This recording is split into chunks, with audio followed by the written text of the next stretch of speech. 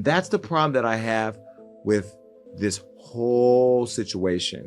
But I am going to save this conversation for Jay Z.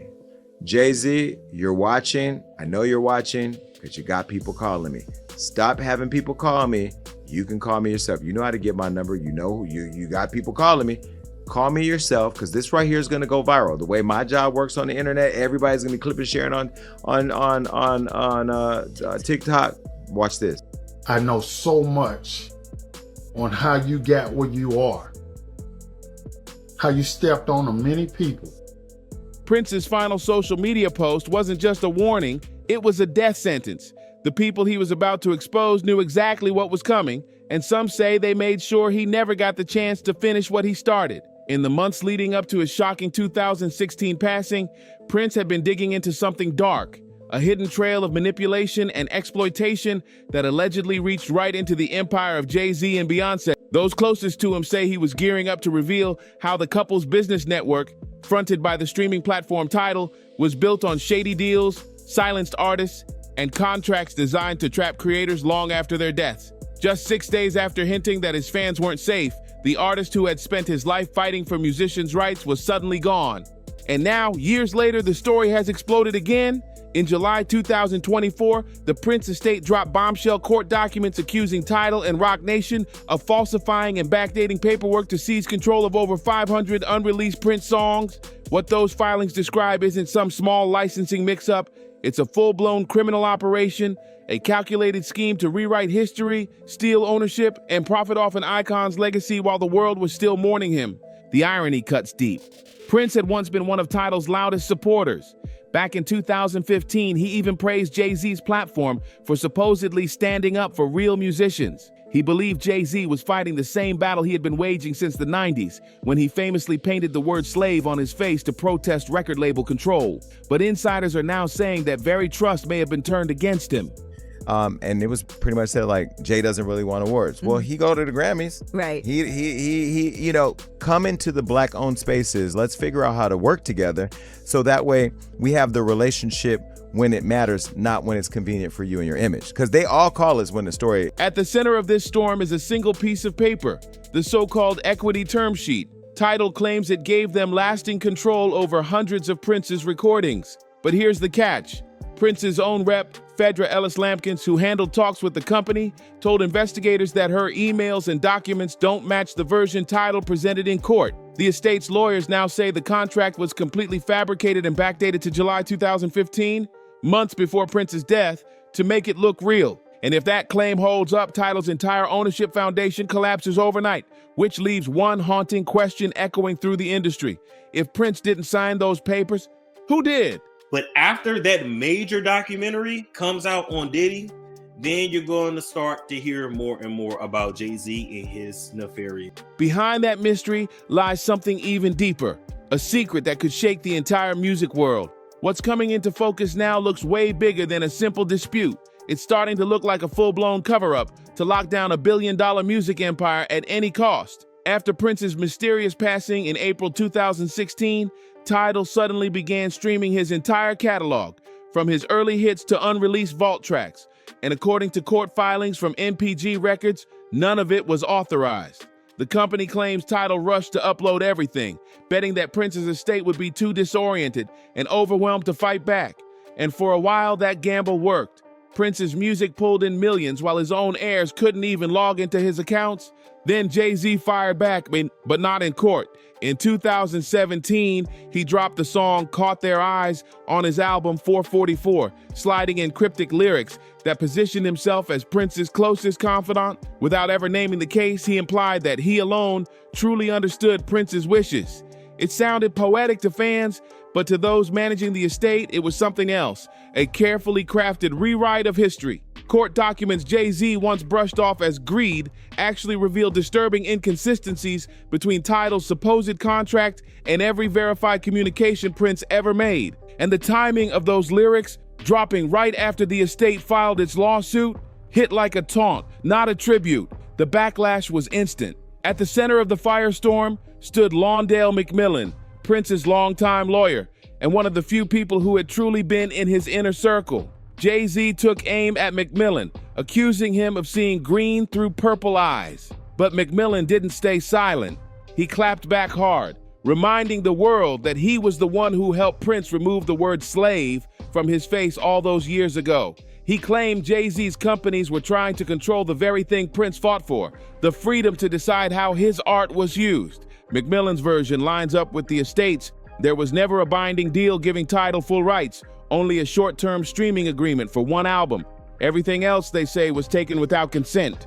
But beneath these legal battles, there's an even darker layer that sends chills through the industry. Close friends say that in early 2016, Prince had confided his fears. He believed powerful figures in the music world were using promises of creative freedom to trap artists into impossible contracts.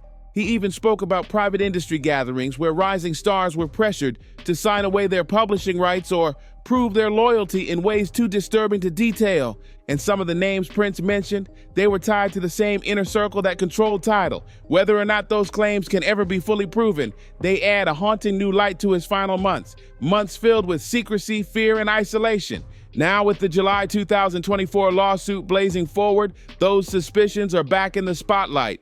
Among the subpoenaed evidence are internal emails between Tidal executives, Roc Nation lawyers, and Phaedra Ellis Lampkins. Messages the defendants refused to release, hiding behind something called the common interest doctrine. Legal experts have already called it strange, since that phrase is usually used for criminal co-defendants, not business partners, which means those hidden messages might just expose the unthinkable, a coordinated plan across multiple companies to forge Prince's signature and claim his legacy for themselves. The estate insists that those hidden messages are the smoking gun, the missing piece that could blow this whole case wide open. But Jay Z's camp keeps trying to flip the script, claiming that Prince personally wanted his music to stay with Tidal. Still, that story is falling apart fast. Multiple insiders say that by late 2015, Prince's trust in Tidal had already shattered when he discovered the platform had uploaded songs far beyond what they'd agreed to. He felt double-crossed and trapped, and according to those close to him, he was gearing up to take legal action. Then came April 15th, 2016, the day Prince posted his haunting final message, just when you thought you were safe. This is what I look for. When I see a success, I'm looking for anything to say that they didn't do it on their own? Detain it, not to... 6 days later, the world stopped. News broke from Minneapolis that the icon had been found lifeless inside an elevator at Paisley Park. The official story called it an accidental overdose. But for those in his circle, that explanation never sat right. Friends remembered how paranoid Prince had become in those final months, installing new security cameras, firing staff he suspected of leaking info, and telling visitors that the elevator symbolized dark forces in the industry. That eerie symbolism became even more unsettling when Jay Z later dropped a lyric referencing it, "We're never gonna let the elevator take him down." To many fans, that line sounded less like a tribute and more like an acknowledgement that Jay Z knew exactly what the elevator meant to Prince. Since then, things have only gotten darker. The estate now accuses Tidal of continuing to stream and profit from Prince's catalog, even after being ordered to remove it. On top of that, new whistleblowers have stepped forward, claiming that Tidal's own accounting systems were used to hide unpaid royalties from other artists too. It's a stunning twist, one that echoes Prince's lifelong warnings about the music industry's new digital masters. He used to say that streaming services were just the same chains in a different form. And these revelations prove he may have been right all along. What's unfolding now isn't just a copyright fight. It's a power war over who really controls art in the age of streaming. Jay Z, once celebrated as the blueprint for independent success, now finds himself painted in legal filings as exactly the kind of mogul Prince spent decades battling. The irony is painful. The man who built his image around artistic freedom, now facing accusations of forging deals to seize another artist's masters. It cuts straight to the heart of everything he claimed to represent. And then there's the question no one can seem to answer. Why go to such extremes to hide these alleged forgeries? People close to the estate whisper that it all comes down to money, and not just a little. Prince's legendary vault, rumored to hold thousands of unreleased tracks, could be worth billions. Controlling that archive could make Tidal essential again at a time when its influence and market share have been fading. For Jay Z and Beyoncé, whose empire leans heavily on their streaming and publishing ventures, losing access to that music would be a massive hit to both their legacy and their bottom line. But the mystery goes far beyond legal documents and profits. When investigators and digital analysts revisited Prince's final weeks, they found troubling signs, sudden cancellations, encrypted communications, and cryptic notes about energy vampires and battles too dangerous to name. His online activity showed isolation, fear, and a growing belief that someone or something was closing in on him. He seemed to know his time was short. Whether that fear was born from truth or manipulation remains a chilling unknown. But one thing is certain, that final warning he left behind, it wasn't just poetic, it was real, and it might have been the last message he ever meant for the world to see. And I have to still say allegedly, has done things and allegedly participated in a lot of things that the public would not be happy to know. What's becoming clear now is terrifying. Prince may have stumbled into something he was never meant to uncover. The 2024 court filings keep pulling back layers of a much deeper web. Internal memos, suspicious money transfers, and unsigned documents all tied to Tidal's top leadership. And as these details surface, the picture forming isn't about music rights anymore. It's about power, control over legacies, over truth itself. Prince's final message wasn't just a warning about one company or one artist. It was a prophecy about what happens when real creative freedom threatens billion-dollar empires built on ownership and control. And when you trace that message back to his sudden mysterious end inside Paisley Park, one haunting question refuses to fade.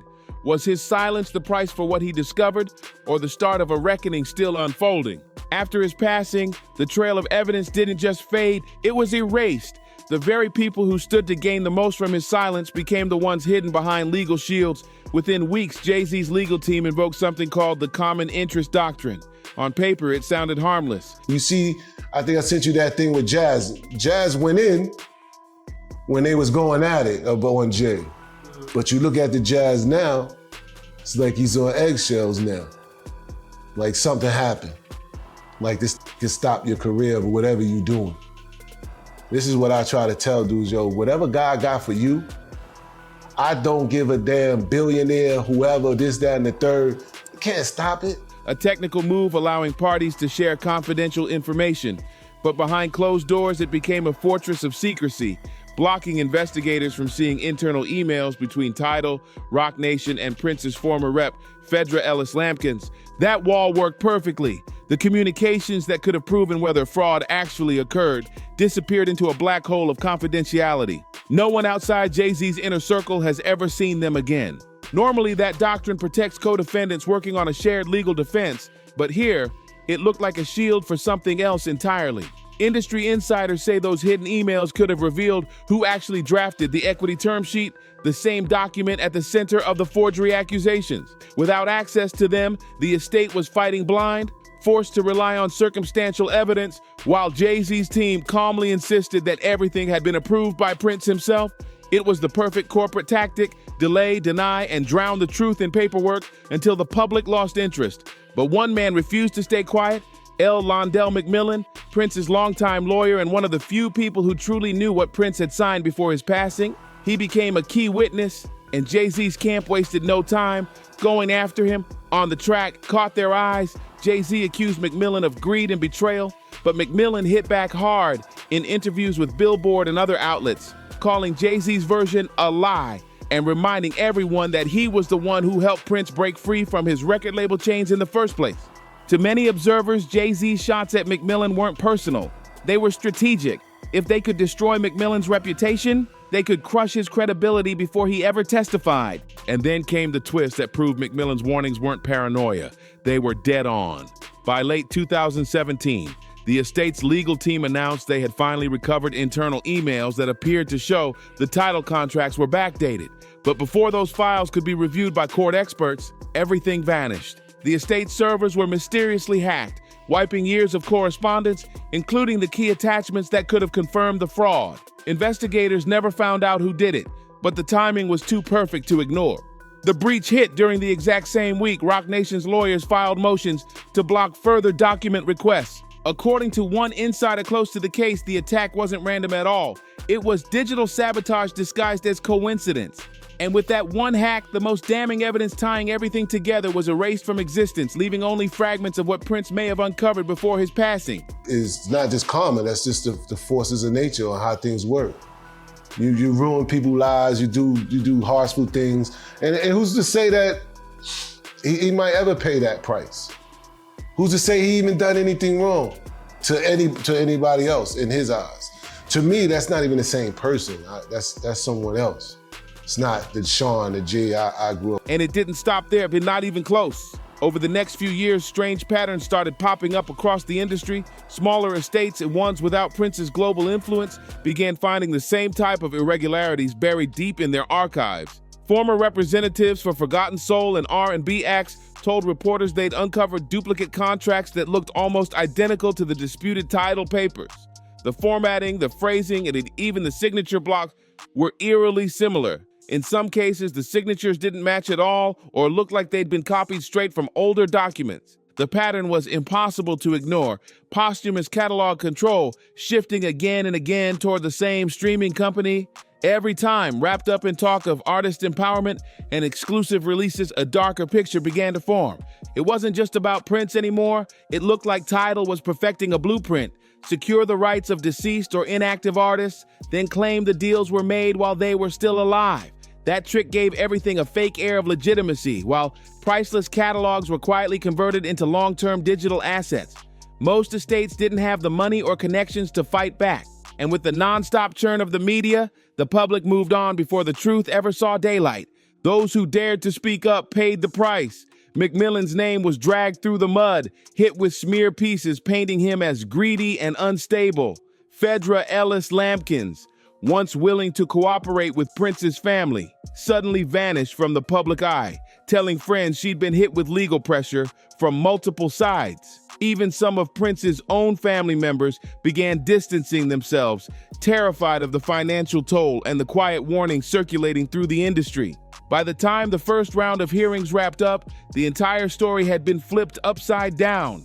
Jay Z was portrayed as a misunderstood visionary, while Prince's defenders were painted as opportunistic heirs. It was a masterclass in reputation control. So, as we look at Jay Z's life, he's a billionaire, married to Beyonce. Do you feel like he's truly reaped the karma of all his actions? Where the karma is at? Yeah, that's what I'm saying. Yeah, we don't see it. Well. Or do you feel like he ever will? I feel like if you done people wrong, you done people wrong. But the whispers didn't stop. They only spread wider. In 2023, a former Roc Nation associate appeared on a podcast claiming that the same contract manipulations were being used in other high-profile cases, especially involving artists who had passed away unexpectedly. None of it has been officially proven, but the similarities are chilling. And every new revelation seems to line up with what Prince's estate had already uncovered. One attorney close to these disputes revealed that whenever an artist's estate questioned adjusted paperwork, the same roadblock appeared. The common interest doctrine, the same legal shield that kept Prince's evidence sealed tight, was now being used to silence others. It became clear that what happened to Prince wasn't an isolated tragedy. It was part of a system. And the deeper you dig, the uglier it looks. Jay Z and Beyonce's empire runs on image control. Every leak countered, every rumor redirected. When insiders like Jaguar Wright accused Jay Z of predatory behavior behind the scenes, they were branded unstable. When songwriters like Tiffany Red accused Beyonce's camp of silencing creators through NDAS, the media barely blinked. But now, in light of everything connected to Prince's case, those stories sound less like gossip and more like pieces of the same puzzle. And then you have celebrities like a Jay Z. And this is where I think the whole fallout with the Beyonce, she's just kind of in the crosshairs because of all of what's going on in the media with respect to Jay Z and stuff. But with Jay, when he complained at the Grammys about the Grammys not giving Beyonce Artist of the Year, when she's the most decorated Grammy-winning artist ever, we invited him to be honored at our award show. We can now see how every piece fits. The missing emails, the wiped archives, the witnesses who suddenly went quiet, the lawsuits that faded into legal limbo. Each thread leads back to the same source, a streaming platform that promised liberation but quietly delivered ownership, and two of the industry's biggest icons whose empire depends on keeping certain questions buried forever. As the estate's lawsuits crawl through courtrooms, more evidence keeps disappearing. Emails mysteriously lost, servers accidentally corrupted, Witnesses retracting statements. Every vanishing file makes the truth harder to reach. Maybe that's why people in the industry still whisper about what Prince discovered before his passing, because he wasn't just fighting for his songs. He was uncovering an entire system built to outlive its victims. The files that vanished didn't just hold music. They might have held the proof that could have brought the whole empire crashing down, but somebody made sure the world would never see those files. And now, every time another artist's estate reports missing contracts or sudden rights transfers, you have to ask yourself, whose hands are really behind it? These patterns keep repeating, and it's starting to look like Prince wasn't the first artist Jay Z went after, and sadly, he won't be the last. How many careers have been crushed by this powerful machine? How many voices have been erased before they even got a chance to fight back? The deeper we dig, the clearer it becomes. This isn't coincidence, it's control. So what do you think? Was it all just a tragic accident, or the heavy price of challenging an empire that never wanted to be exposed? Drop your thoughts in the comments, because your voice matters. Make sure to like, subscribe, share, and turn on notifications so you don't miss the next chapter in this wild saga. I'll see you in the next one. And remember, in the music business, the loudest silence often hides the darkest truth.